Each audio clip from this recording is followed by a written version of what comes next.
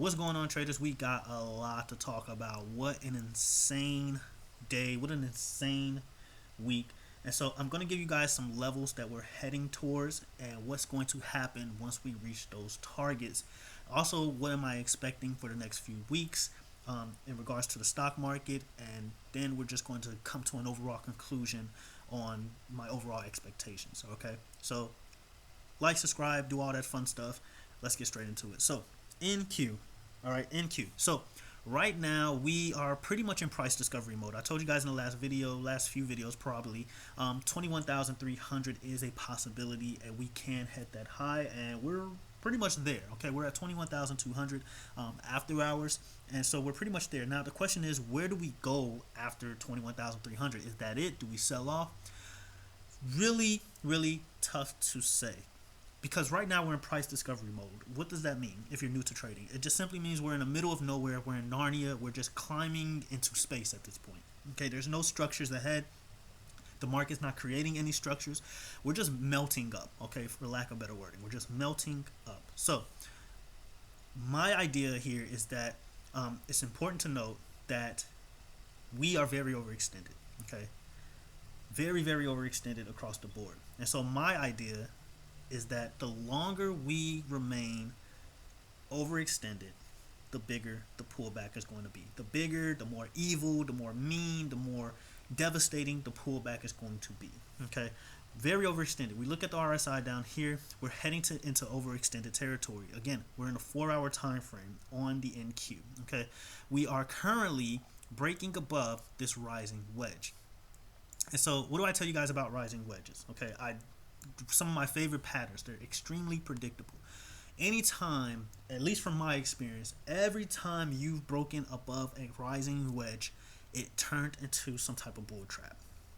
Maybe I'm wrong this time. I don't know. But every time, I can't even remember a time where maybe it was a stock I wasn't looking at. Maybe it was something I didn't see. But every time I focused on a rising wedge pattern, anytime you've done one of these moves, you've broken out, eventually, and I can't say when, but eventually you end up rolling over, okay, and then you end up breaking back into the pattern, therefore liquidating all this area, doing your whole liquidity grab. We talked about this in the last video, right? So at some point in time we will drop, okay, and at some point in time we will clear out this area. We will fill this void, okay. I'm like 99% sure of that. Why am I so sure of that? Because we saw it happen here. Okay, very, very illiquid drop, extremely illiquid. I mean, look at it here. No structure, just an empty void, just continuously dropping to the downside. We formed somewhat of a double bottom, and then we started to fill up that void that we left behind. And now we're doing the same thing in reverse. We talked about this, right? We're doing the same thing in reverse, but to the upside. And so at some point in time, I imagine we're going to come back down and do it all over again. Okay, it's all a matter of when.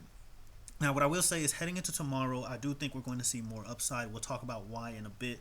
Maybe towards close, we start seeing some type of profit taking. Market makers start taking profit, and then we'll see what happens from there.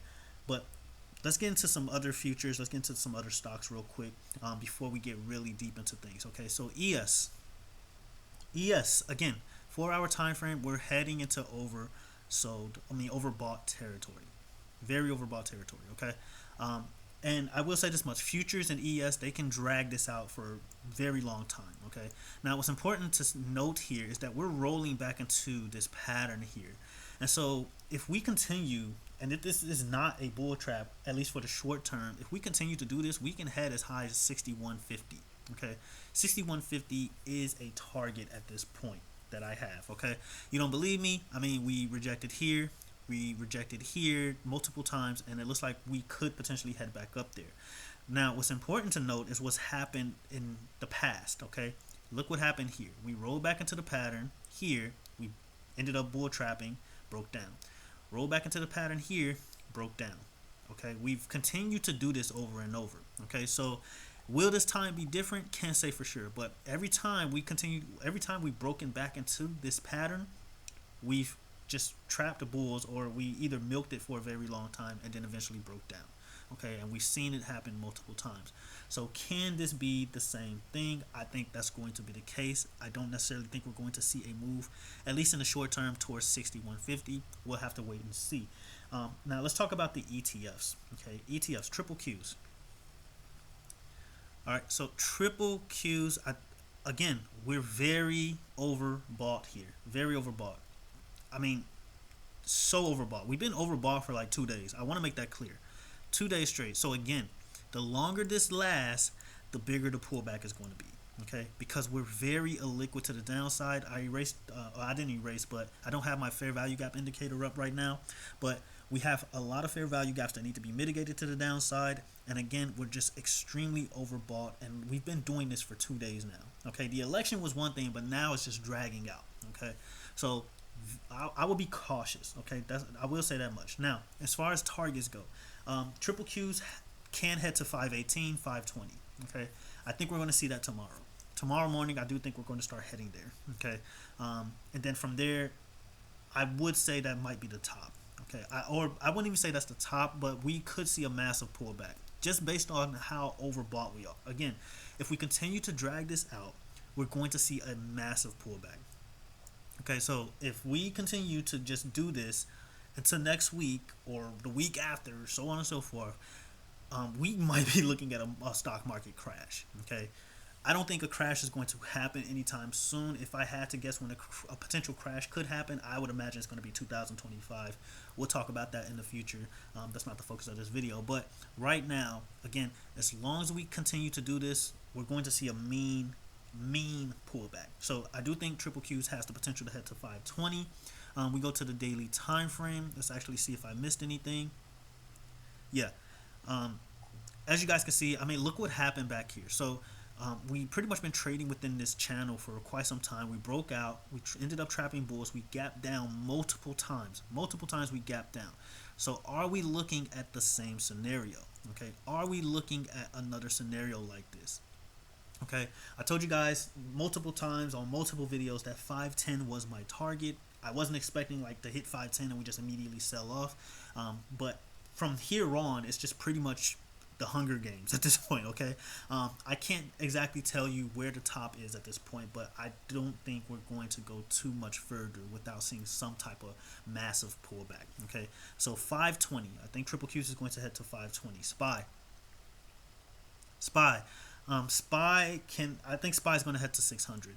And another reason I think I think SPY can actually head as high as 610. I don't think 600 is going to be the top. I told you guys multiple times that my all-time high target for the SPY was 580, and then the next one was about 600, 595. We hit 595. Now I think we're just going to head towards 600. Highest we're looking at is about 610, all the way up here, and then from there, I do think we're going to see some type of sell-off. From there, and then we're going to start clearing up this area. We go to quant data. What's very interesting about quant data is that you guys see down here, we're looking at the SPY and we're looking at the order flow for the SPY. November 29th, you have a bunch of 600 strike calls for November 29th. As you guys can see, you got 2 million premium, 2 million premium, 1 million premium. What's that? 600K, 300K, 300K, all bullish sentiment. And here's the exchanges that are taking the trades. So yeah, I think SPY is going to hit 600. Highest I'm looking at is about 610. I think it's going to happen tomorrow. Okay, simple as that. I think SPY is going to see 600 tomorrow. And we'll have to see what happens from there. But yeah, 610 is the highest I'm looking at. And then, so simultaneously, I'm looking at 520 on the triple Qs and 610 on the SPY. Once those two targets happen, I think we're done for the short term. Okay, we have to see some type of pullback. Okay, this is insane.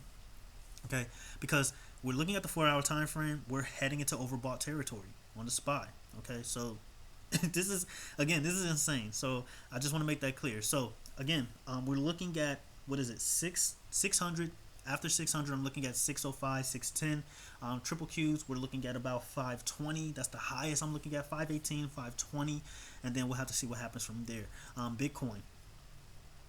So I didn't talk about it in the last video. I know I said I was. Bitcoin, I think, is heading towards 81,000.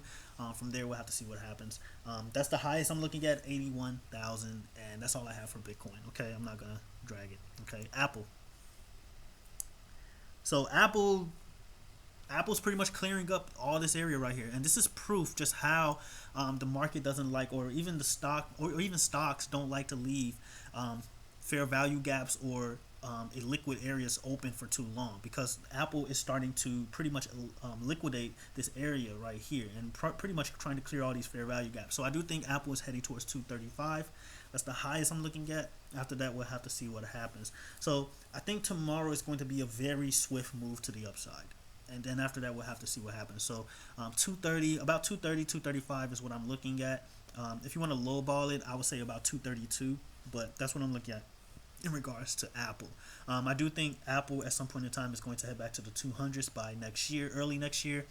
So that's definitely a trade I'm going to be looking out for, and that's what I'm looking at in regards to Apple. So Nvidia. So Nvidia, we talked about this in the last video. I told you guys that Nvidia is like one of the only few Mega 7 that looks like extremely bullish and has tons of room to the upside. But again, Nvidia is very overbought, very overextended. You see it right here, 4-hour time frame. So I mean, hopefully you guys are picking up on this pattern. The 4-hour time frame and down for a lot of these stocks, a lot of these indices, futures, are very, very overextended. And again, if we continue to do this, it's going to be an insane pullback, and I mean a mean pullback. Okay, it's going to be fast. Okay, the longer we do this, if we continue to do this without any type of structure, without any type of like real drop, it's going to be ugly. Okay, I'm so sure about that. Okay, so if in regards to Nvidia, we talked about this. I said it can go as high as about 150. What did I say? 155, I believe. So yeah, I do think Nvidia is going to continue to head higher from here. Again, I would have liked to see if we. Will hope we get some type of pullback to like at least 140, but I don't think it's going to happen at this point. I mean, we are overextended, sure, but I don't think the market's caring right now. I think we're just going to continue to melt up, and highest I'm looking at is about 155, 158, and then from there, that's when I will. So if I was you, this is what I'm planning on doing. I will watch all these things simultaneously. I want to watch Nvidia hit 155, 158. I want to see if the SPY hits about 600, between 600 and 610. I want to see if the triple Qs hits 520. Okay, those are the things I want to watch. All right, so Nvidia, very overextended. I mean, it's across the board, guys. Tesla, daily time frame. Tesla, very overextended on the daily time frame, or at least it's getting there. Okay, it's getting there. Daily time frame, you see it right here. Look what happened every time Tesla was overextended. Okay, overextended here, massive drop. Okay, overextended here, massive drop on the daily time frame, guys. On the daily time frame, overextended here, insane drop. I can just keep doing this. Okay, overextended here, massive drop. Okay, was overextended for quite a while here, but then you ended up getting some massive drop. So eventually Tesla is going to, yeah, it's going to be bad. Okay, it's going to be bad. So yeah, I don't know what's going to cause this. Okay, I don't know what's across the board. We're not just talking about Tesla here. I don't know what's going to cause this. There may be 3 things that can cause such a huge drop across the market. I don't think it's going to be the Fed at this point. I think either it's going to be war or some black swan event like war, COVID 50.0, I don't know, some black swan event. It can be Donald Trump. Something happens with Donald Trump, because what initially started this pump, it was Donald Trump being elected, right? So something ends up happening to Donald Trump. That's the second option. Or 3 is Nvidia earnings. Okay, and Nvidia has earnings, I believe it's November 20th. Yeah, Nvidia has earnings, yeah, November 20th. So I don't know what's going to cause this drop. I don't know what's going to cause a massive pullback. But again, we're so overextended. We're overextended out of our minds right now. Okay, on the 4-hour time frame and below.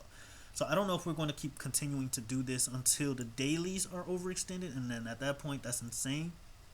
But we're looking at the US 100, as you guys can see, very overextended as well. Okay, we have a little more room to about 21,300, and then we'll have to see what happens from there. But as you guys can see, we're trading within this rising wedge pattern. Okay, Still trading within it. 21,300, 21,000, about 21,290, somewhere around that range. So again, I don't know what's going to cause this drop. If I had to guess, something with Donald Trump. My second best guess will be Nvidia earnings. I don't think Nvidia earnings is going to be great. I don't. I think it's going to be a repeat of what happened last time. All right, so that's pretty much okay. So next, I want to go over VIX, and then that's pretty much all I have. Okay, VIX. VIX heading into oversold territory. Boom. Heading into oversold territory, guys. Okay. Um, you look back here, the VIX is pretty bad at reacting to oversold because it's just based off volatility. But if we're doing the math, and I just showed you guys everything else that's overbought or heading into overbought territory, if we do the math here, again, we're looking at a massive, massive pullback. If you don't know, the VIX does the inverse of the market. Okay, so at some point in time, we're going to want to fill this gap. That's for sure. Okay, all the way back up to about 19, about to 20. Okay, the VIX can head as low as about 12. I will say that much. 12, I don't think it's going any lower than that. I think you're going to see some type of news. Something's going to happen, and then you're going to freaking Jupiter on this thing. Okay, so again, everything that I just showed you guys is adding up. It's all making sense. I hope it's all making sense. And if this continues, okay, if this continues, this is not me being a perma bear. This is from experience. This is me using common sense. If this continues, if this upside continues while we're overextended with no type of pullback, with no type of structure, with no type of cool down phase, something evil is going to happen. Okay, something evil. So pay attention to the news. Pay attention to, I don't know, Trump. Pay attention to somebody. Pay attention to the war, whatever. Okay. This is not healthy. It was fun at first. Trust me, it was great. It was fun at first, sure, but now it is getting weird. Okay, it's getting a little scary. Okay, so I don't know what's gonna happen. All right, so just be careful, be cautious. A rug pull can happen at any given moment. None of my targets are guaranteed, even though we've pretty much been spot on. But yeah, none of my targets are guaranteed. Just be cautious here. A rug pull can happen at any moment, so I would definitely be careful, guys. Other than that, that's all I have for this video. If you disagree, comment your thoughts below. Maybe I missed something. Maybe I misunderstood something. If you do agree, let me know your thoughts below as well. Like, subscribe, comment, and that's all I got. Until next video, traders, have a good one.